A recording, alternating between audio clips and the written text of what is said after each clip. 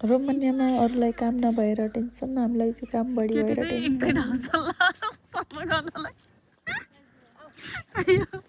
मेहनती केटीहरू हो कि होइन?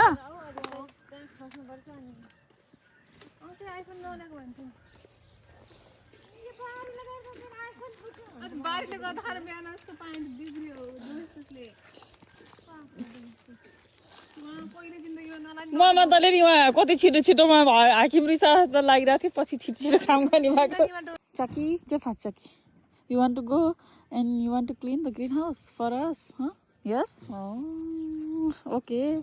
You go and clean up. पहिलाको सागको त्यो सुकिसकेपछि त्यो झरेर आफै उम्लेको रहेछ यहाँनिर। कति दिनपछि आएको हामी चाहिँ यहाँनिर।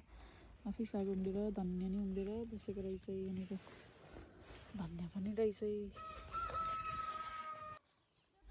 हाम्रो रमाइलो गफहरू सुनौँ है त गाइस, कस्तो कस्तो गफ गर्छौँ हामी काम गर्दाखेरि। सिक्री लाएर पनि हो बिचरा मेरो साथीलाई चाहिँ मेरो सुनको फेरि फिक्री परेछ। ममा त कस्तो फिल भइरहेको घाममा काम गर्न पाउँदा?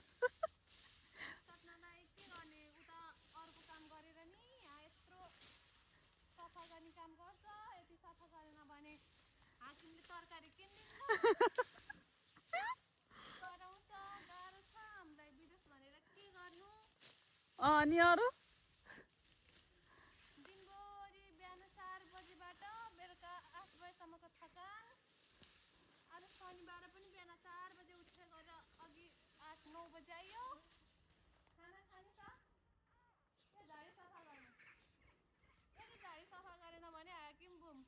बुम हो कामिनी हो कि होइन? हो तिमी चाहिँ ढुङ्गा उचाल्दै फालिरहेछौ त नि। अब चाहिँ मेरो साथीको गीत सुनौँ है त गाइसहरू कसरी गाउँछ। पहिला रोपेको ठाउँ चाहिँ अहिले यस्तो भयो जङ्गल।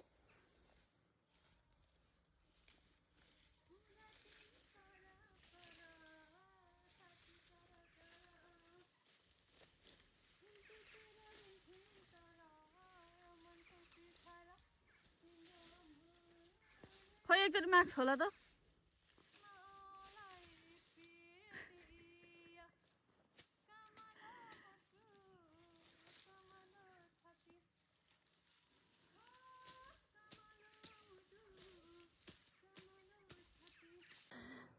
थकै मारेको अवस्था अहिले चाहिँ जङ्गल फाडेपछि। यति त क्लिन गरिसक्यो। कता हो? ए यता अझ बाँकी छ।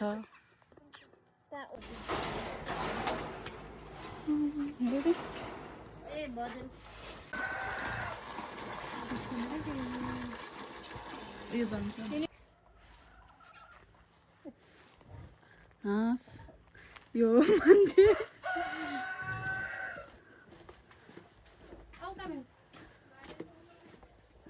पहिले एउटा ठुङ्नी भाले थियो नि, अहिले त छैन रहेछ। यहाँको बङ्गुर कति ठुलो छ है? खै त धेर्दैन, देख्दैन रहेछ नि त। नेपालमा पारे जस्तो बङ्गुर होइन यो, लास्टै ठुलो हेर न, राँगो जस्तै छ है। यताको भालेको खुट्टामा चाहिँ यस्तो पन्जा हुन्छ है।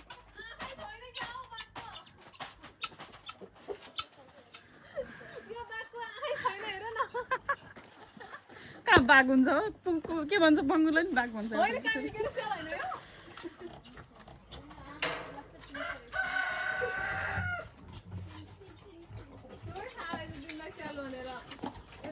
चिलाएको जाने है। कहाँ पुग्यो बिरालो?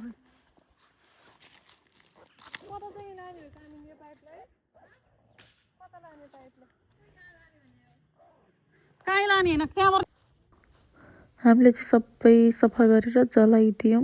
अब पछि रोप्छौँ अनि देखाउँछौँ ल गाइसहरू। यो चाहिँ मेरो सानो ब्लग, सबैजनालाई कस्तो लाग्यो कमेन्ट गर्नु होला है गाइस।